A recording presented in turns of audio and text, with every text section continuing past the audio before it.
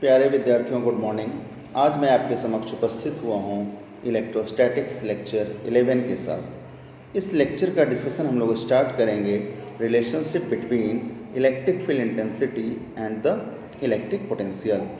जैसा कि हम लोग वर्क पावर एनर्जी में डिस्कस कर चुके हैं कि force F is equal to minus of differential of potential energy with respect to R, position vector R।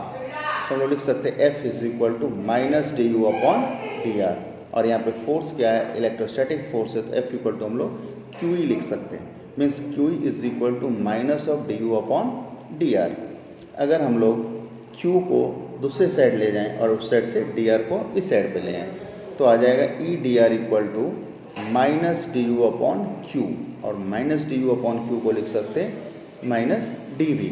चूँकि डी यू अपॉन क्यू क्या है, electrostatic potential energy per unit charge. इसे हम लोग लिखते हैं electric potential. Electric potential per unit charge is the electric potential. तो यहाँ से आ गया E D R equal to minus D V. इसलिए हम लोग लिख सकते हैं electric field intensity E is equal to minus D V upon D R. क्या लिख सकते हैं, electric field intensity E is equal to minus D V upon D R. Means electric field intensity is equal to differential of electric potential with respect to position vector R. अगर हम लोग पुनः बात करें तो हम लोग क्या लिख सकते हैं, फिर से अगर हम लोग देखें तो E इज इक्वल टू आया था minus D V upon D R. या हम लोग लिख सकते हैं D V is equal to minus D R. D V is equal to minus D R. तो हम लोग वेक्टर फॉर्म में क्या लिखेंगे, हम लोग वेक्टर फॉर्म में लिखेंगे D V is equal to minus E dot D R. D V is equal to minus E dot D R. सो हम लोग v लिख सकते हैं इंटीग्रल ऑफ डी वी, और ये आ जाएगा minus of integral of E dot D are.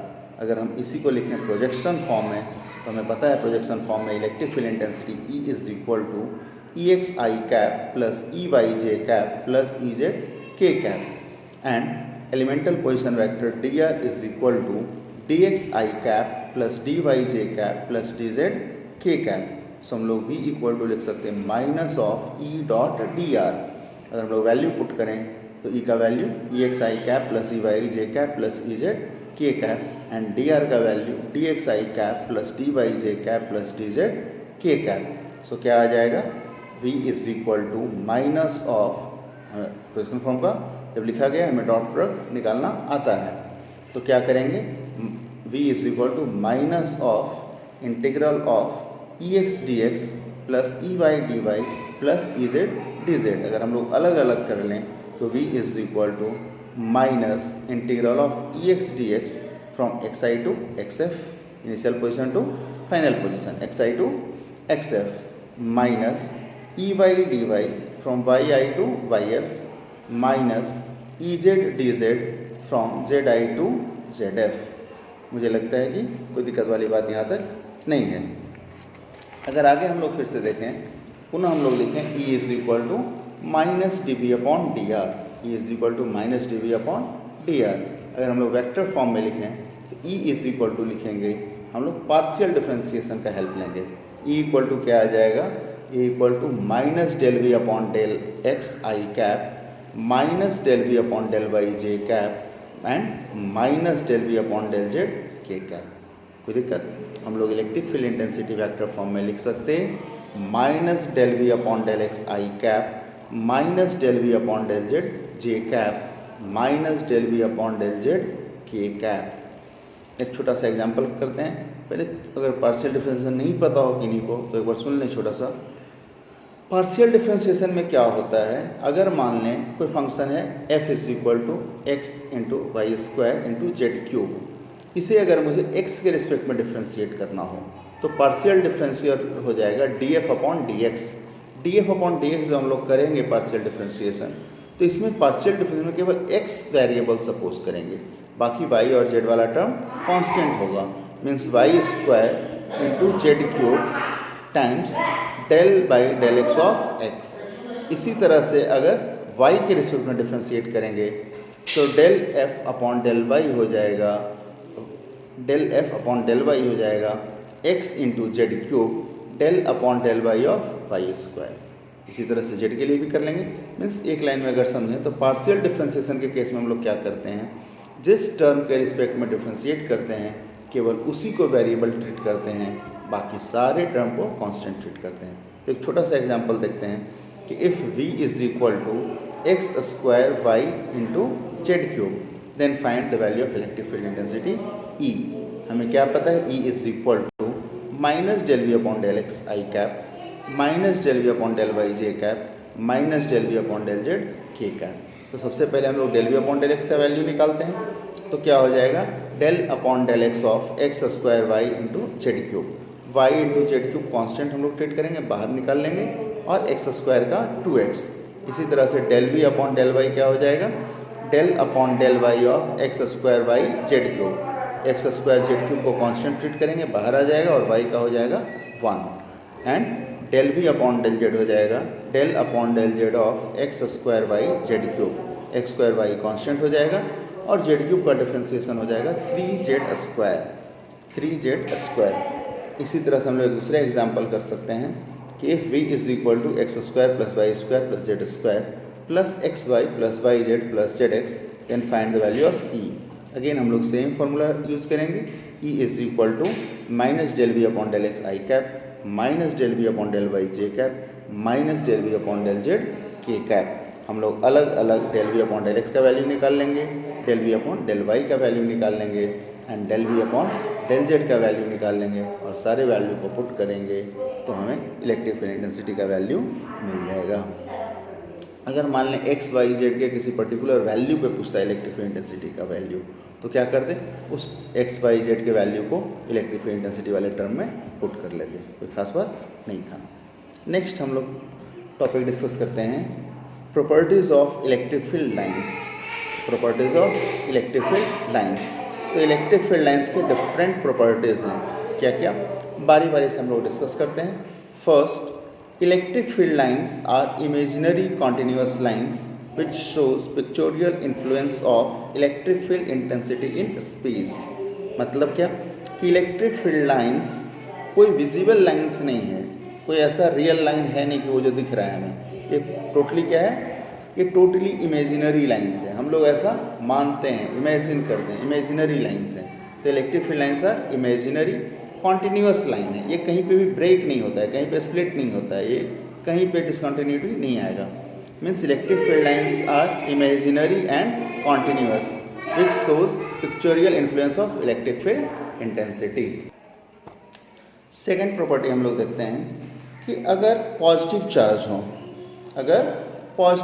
हो तो इलेक्ट्रिक फील्ड लाइंस सपोज किया जाएगा कि इस पॉजिटिव चार्ज से ही ओरिजिनेट हो रहा है, यहीं से इसका शुरुआत हो रहा है, और ख़त्म कहाँ पे हो रहा है, इन्फिनिटी पे जाके।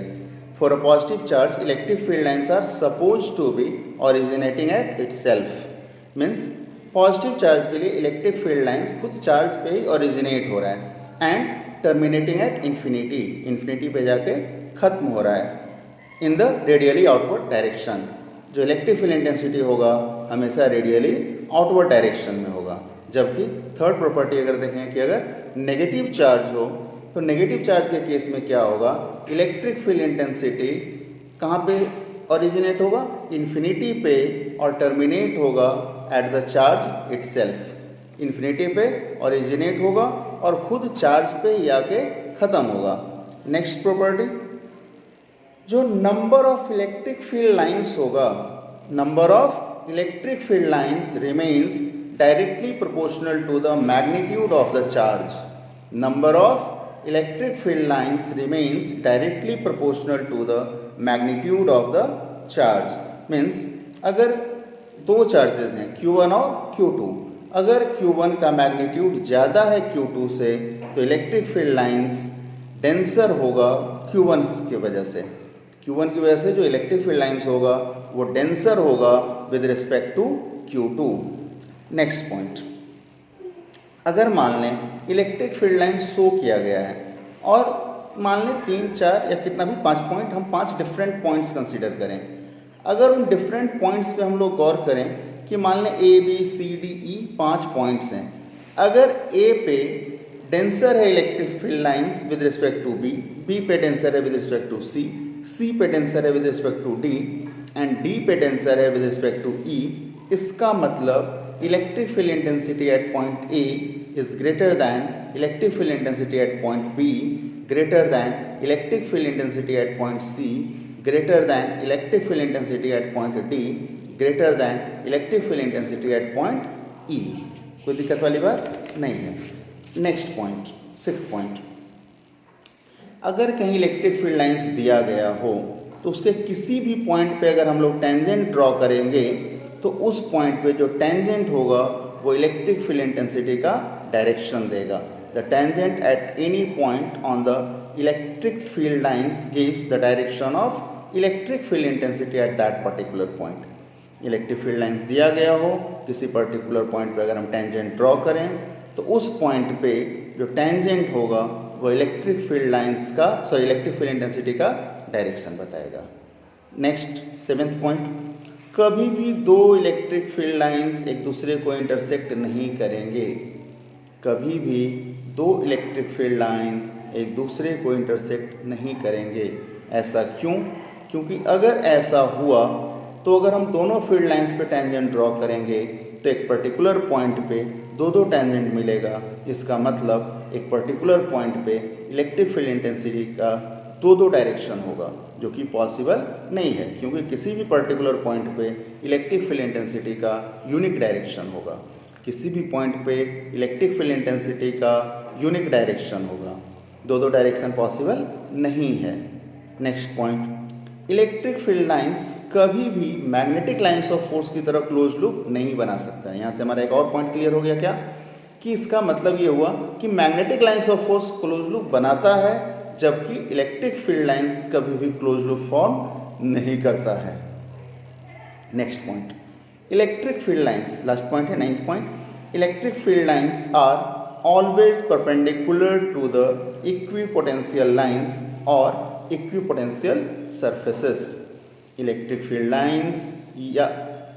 लाइंस हमेशा इक्विपोटेंशियल लाइंस के या इक्विपोटेंशियल सरफेसेस के परपेंडिकुलर होगा। कहीं कोई दिक्कत वाली बात नहीं है। नेक्स्ट हम लोग चर्चा करते हैं equipotential lines and equipotential surfaces. बारी बारी से डिस्कस करते हैं। इक्विपोटेंशियल लाइंस क्या है ये? It is defined as the lines throughout which the value of electric potential remains constant is known as the equipotential lines। कोई ऐसा लाइन जिस पे अगर हम कोई भी पॉइंट कंसीडर करें, कोई ऐसा लाइन जिस पे हम कोई भी पॉइंट कंसीडर करें तो उस पॉइंट पे इलेक्ट्रिक पोटेंशियल का वैल्यू सेम रहे। एक लाइन पे हम जितने भी पॉइंट्स ले लें उन सारे पॉइंट्स पे अगर इलेक्ट्रिक पोटेंशियल का वैल्यू सेम हो तो उस लाइन को बोलेंगे इक्विपोटेंशियल लाइन। फिर से समझें, कोई भी लाइन जिसके प्रत्येक पॉइंट पे इलेक्ट्रिक पोटेंशियल का वैल्यू सेम हो तो उस लाइन को बोलेंगे इक्विपोटेंशियल लाइन। या इसको हम लोग ऐसे भी डिफाइन कर सकते हैं, it may also be defined as the locus of all those points which lie on the same line having same potential is defined as the equipotential line। मतलब इसे ऐसे भी डिफाइन कर सकते हैं कि उन सारे पॉइंट्स का लोकेशन होगा जिसे अगर हम लोग एक लाइन पे रिप्रेजेंट करें तो उन सारे पॉइंट्स पे पोटेंशियल सेम हो, कांस्टेंट हो, तो उस लाइन को हम लोग बोलेंगे इक्विपोटेंशियल लाइन।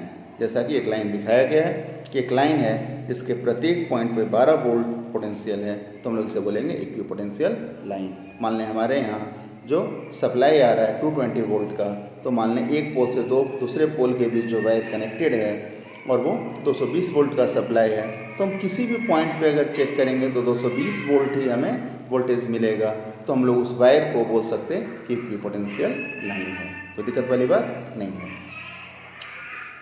नेक्स्ट चर्चा हम लोग करते हैं equipotential surfaces. Equipotential surfaces simple है, कैसे डिफाइन करेंगे?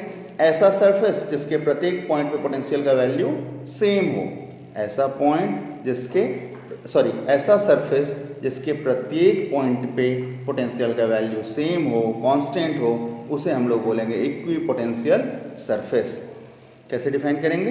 It is defined as the locus of all those points which lie in the same plane. It is defined as the locus of all those points which lie in the same plane having same potential are said to be equipotential surfaces. दिखाया गया figure में, मान लें एक plane है जिसमें 3 point लाई कर रहा है ए, बी और सी। अगर मान लें ए पॉइंट का भी पोटेंशियल 24 वोल्ट है, बी पॉइंट का भी 24 वोल्ट है, सी पॉइंट का 24 वोल्ट है, और भी कोई पॉइंट ले लें, सारे पॉइंट पे वोल्टेज कितना है 24 वोल्ट। तो हम लोग क्या बोलेंगे कि V A is equal to V B equal to V C equal to जो भी सारे पॉइंट्स हैं सारे पे इक्वल टू 24 वोल्ट। इसका मतलब ये सारा प्लेन क्या हो गया, इक्विपोटेंशियल प्लेन, जैसे बोलेंगे इक्विपोटेंशियल सरफेस।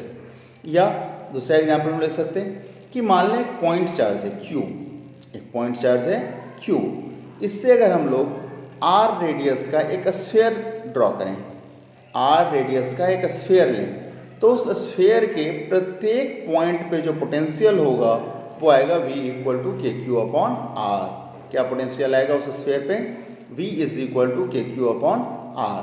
तो हम लोग क्या बोलेंगे कि ये पूरा का पूरा स्फीयर, पूरा का पूरा जो स्फीयर है इसका सरफेस कैसा है, इक्विपोटेंशियल सरफेस। कहीं कोई दिक्कत वाली बात नहीं होनी चाहिए। फिर भी कोई डाउट, कन्फ्यूजन या किसी तरह का दिक्कत हो तो बेहिचक डाउट क्लियर करें। नेक्स्ट हम लोग क्या बोलते हैं, the value of work done in moving a charge from one point two another point. हम लोग चर्चा कर चुके थे क्या हुआ था, अगर हम लोग एक चार्ज को एक पॉइंट से दूसरे पॉइंट पे डिस्प्लेस किए थे तो जो वर्क डन आया था वो आया था Q into delta V, Q into delta V. Delta V क्या था, V F minus V I, final potential minus initial potential, means जिस पॉइंट पे फाइनली ले गए वहाँ का पोटेंशियल माइनस जहाँ से हमने इनिशियली शिफ्ट किया था, means Q into V final minus V initial. तो अगर हम लोग किसी भी चार्ज को एक पॉइंट से दूसरे पॉइंट पर डिस्प्लेस करें, लेकिन कहाँ, आइदर ऑन इक्विपोटेंशियल लाइन और इक्विपोटेंशियल सरफेस। फिर से सुने, अगर हम लोग किसी चार्ज को एक पॉइंट से दूसरे पॉइंट पे डिस्प्लेस करें ऑन एन इक्विपोटेंशियल लाइन और equipotential surface, then the value of work done becomes zero. क्यों वर्क डन जीरो, क्योंकि वर्क डन हम चर्चा कर चुके Q इंटू डेल्टा वी, और डेल्टा वी क्या होगा जीरो, क्योंकि दोनों पॉइंट्स पे पोटेंशियल का वैल्यू सेम है तो पोटेंशियल डिफरेंस क्या होगा, zero. That's why the value of work done remains zero. तो हम लोग कैलकुलेट नहीं करेंगे, डायरेक्टली हम लोग बोल सकते हैं कि अगर कहीं भी इक्विपोटेंशियल लाइन या इक्विपोटेंशियल सरफेस पे चार्ज पार्टिकल को एक पॉइंट से दूसरे पॉइंट पे डिस्प्लेस किया जाए तो हम लोग डायरेक्टली बोलेंगे work done is equal to zero. कोई खास बात नहीं है। नेक्स्ट बोलते हैं हम लोग कि the value of electric field intensity is given by delta V upon delta R. हम लोग पीछे चर्चा कर चुके कि E equal to minus D V upon D R. अगर हम लोग मैग्नीट्यूड की बात करें तो E बराबर क्या आएगा, D V upon D R. अगर हम लोग फाइनाइट फॉर्म में देखेंगे तो E equal to delta V upon delta R, change in potential upon change in position. तो E equal to delta V upon delta R, यहाँ डेल्टा वी क्या है, पोटेंशियल डिफरेंस, और डेल्टा आर क्या होगा, perpendicular distance between the two points, between the two points. तो बड़े आराम से हम लोग निकाल सकते हैं। अगर दो पॉइंट हमें गिवन हो, दोनों के बीच का पोटेंशियल डिफरेंस पता हो, दोनों के बीच का परपेंडिकुलर डिस्टेंस पता हो, तो बड़े आराम से हम लोग इलेक्ट्रिक फील्ड इंटेंसिटी का वैल्यू निकाल सकते हैं। एक और पॉइंट हम लोग चर्चा करते हैं कि electric field lines remains always perpendicular to the equipotential line और द इक्विपोटेंशियल सरफेस। हम लोग इलेक्ट्रिक फील्ड लाइंस के प्रॉपर्टी में डिस्कस कर चुके हैं कि इलेक्ट्रिक फील्ड लाइंस हमेशा इक्विपोटेंशियल लाइन या इक्विपोटेंशियल सरफेस के परपेंडिकुलर होगा। नेक्स्ट हम लोग पॉइंट देखते हैं कि जो डायरेक्शन होगा इलेक्ट्रिक फील्ड इंटेंसिटी का, परपेंडिकुलर तो होगा लेकिन किस डायरेक्शन में होगा। जो डायरेक्शन होगा इलेक्ट्रिक फील्ड इंटेंसिटी का वो हमेशा होगा high potential to low potential. The direction of electric field intensity remains always from high potential to low potential. यहाँ पे एग्जांपल दिखाया गया है कि अगर V1 का वैल्यू बड़ा हो V2 से तो परपेंडिकुलर तो होगा ही इलेक्ट्रिक फील्ड लाइन से इक्विपोटेंशियल लाइन के या सरफेस के, लेकिन किस डायरेक्शन में होगा, अगर V1 V2 से बड़ा हुआ तो फ्रॉम V1 टू V2, जबकि अगर V1 V2 से छोटा हुआ तो फ्रॉम V2 टू V1। कोई दिक्कत नहीं है। इसी तरह से एक स्फेरिकल अगर एक कॉन्सेंट्रिक स्फीयर के लिए हम लोग बात किए, कॉन्सेंट्रिक स्फीयर के लिए, तो मान लें इनर स्फीयर का पोटेंशियल V1 है, उसके बाद वाले के लिए V2 है, उसके बाद वाले के लिए V3 है, और V1 बड़ा है V2 से, V2 बड़ा है V3 से, तो इलेक्ट्रिक फील्ड इंटेंसिटी होगा ऑलवेज रेडियली आउटवर्ड, कोई दिक्कत नहीं है। एक और हम लोग छोटा सा एग्जाम्पल डिस्कस करते हैं कि from figure stone find the magnitude and direction of electric field intensity.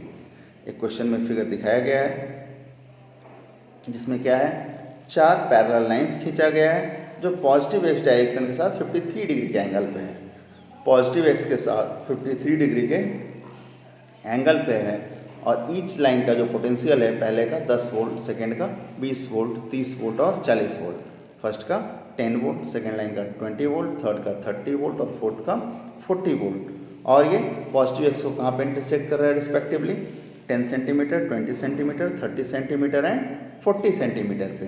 तो हमें इलेक्ट्रिक फील्ड इंटेंसिटी का वैल्यू बताना है, मैग्नीट्यूड एंड डायरेक्शन।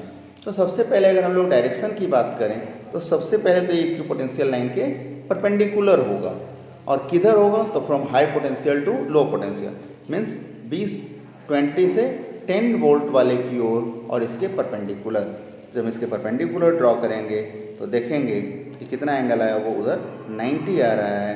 तो अगर पॉजिटिव एक्स के साथ हम बात करें एंगल की तो क्या हो जाएगा, ये 53 है और वो 90 हो जाएगा, 90 + 53 क्या हो जाएगा, 143 डिग्री, मीन्स डायरेक्शन आ जाएगा पॉजिटिव एक्स के साथ 143 डिग्री के एंगल पे। और मैग्नीट्यूड का वैल्यू क्या आएगा, मैग्नीट्यूड का वैल्यू हम लोग निकालेंगे delta V upon delta R। तो दो कॉन्सिक्यूटिव लाइंस के बीच का जो पोटेंशियल डिफरेंस है वो 10 वोल्ट है, और डेल्टा R परपेंडिकुलर डिस्टेंस कितना होगा, हम क्या करते हैं, एक ट्रायंगल ड्रॉ कर लेते हैं। मान लें ABCD, देखें फिगर में पॉइंट्स दिखाया गया है, B पॉइंट से जो लाइन 10 वोल्ट वाला है उस पर परपेंडिकुलर ड्रॉ करते हैं पॉइंट P पे। तो दोनों के बीच का जो परपेंडिकुलर डिस्टेंस आया BP, उसे हमने x मान लिया। हमें AB पता है 10 सेंटीमीटर मीन्स 0.1 मीटर, हमें AB पता है 0.1 मीटर, हमें x निकालना है, जबकि A पे जो एंगल है वो 53 डिग्री पता है। तो हम बड़े आराम से sin 53 अप्लाई करके निकाल सकते हैं। sin 53 इक्वल टू लिखेंगे PB अपॉन AB। PB का वैल्यू हमने x माना है और AB का वैल्यू कितना है, 0.1 मीटर। इस तरह से x का वैल्यू आ जाएगा 0.4 अपॉन 5 मीटर। और अब हम E का वैल्यू बहुत आसानी से निकाल सकते हैं, delta V upon delta R, तो 10 अपॉन x हो जाएगा, और ये वैल्यू पुट करेंगे x का 0.4 अपॉन 5, तो ये सॉल्व करके आ जाएगा 125। तो इलेक्ट्रिक फील्ड इंटेंसिटी का मैग्नीट्यूड आ गया 125 volt per metre. Electric field intensity का वैल्यू आ गया 125 वोल्ट पर मीटर। तो हम लोग इलेक्ट्रिक फील्ड इंटेंसिटी क्या बोलेंगे कि electric field intensity having magnitude of 125 volt per metre in the direction making an angle 143 degree with the positive direction of x axis. कोई खास बात नहीं है। तो आज के लिए इतना ही रहने देते हैं। अगले क्लास में हम लोग डिस्कस करेंगे इलेक्ट्रिक डाइपोल पे। अगले लेक्चर में हम लोग डिस्कस करेंगे इलेक्ट्रिक डाइपोल, और नेक्स्ट लेक्चर में ये चैप्टर कंप्लीट हो जाएगा। तो नेक्स्ट क्लास में हम लोग डिस्कस करेंगे इलेक्ट्रिक डाइपोल। यहाँ तक फिर भी कोई डाउट या किसी भी तरह का कन्फ्यूजन, कोई परेशानी हो तो बेहिचक पूछें, चाहे तो व्हाट्सएप कर लें या कॉल करें, लेकिन डाउट क्लियर करते चलें। और बुक्स जो भी आपके पास उपलब्ध हो, NCERT, HC वर्मा, M करीम या और भी कोई बुक व स्टडी मटेरियल सॉल्व करते चलें। किसी भी तरह का डाउट या कन्फ्यूजन है क्लियर करते चलें। Okay, thank you.